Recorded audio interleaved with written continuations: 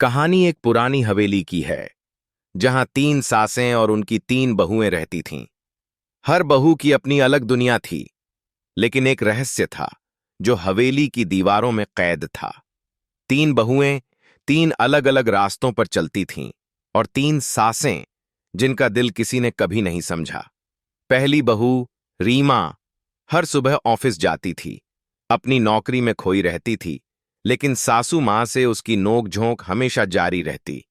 आज फिर देर कर दी बहू, रीमा मुस्कुराकर जवाब देती।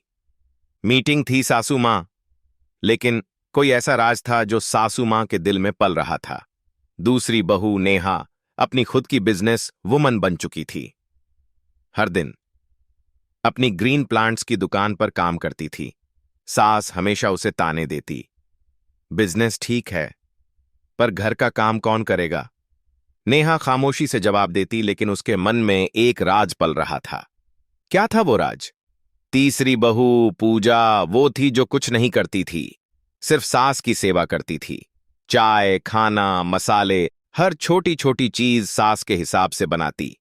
पर कभी किसी ने उसे ये नहीं पूछा, क्या पूजा सच में खुश थी? सासों की आंखों में एक अजीब सा सवाल था। क्या वो सच में हमारी सेवा करती है या कुछ और छुपा रही है? एक दिन हवेली की सीढ़ियों पर 3 सासें खड़ी थीं। उनके चेहरे पर उलझन और गुस्से के साए थे। अचानक हवेली का पूरा मंजिल अंधेरे में डूब गया। 3 बहुएं एक जगह इकट्ठा हुईं। क्या हुआ था?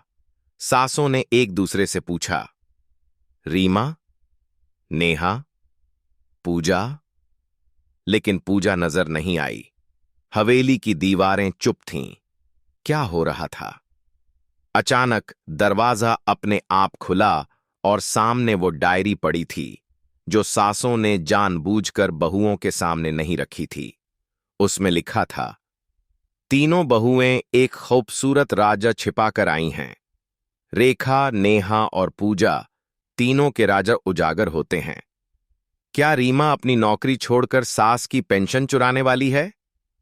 क्या नेहा अपने बिजनेस के नाम पर सास की प्रॉपर्टी बेचना चाहती है? और पूजा, क्या सच में वो सच्ची है? 3 बहुएं डायरी के पन्नों पर नजर डालती हैं और अचानक सबके चेहरे पर एक नई समझ उभर आती है।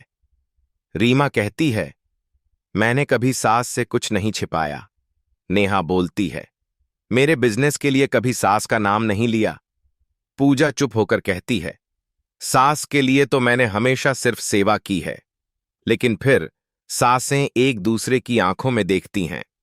क्या हुआ था उस डायरी में?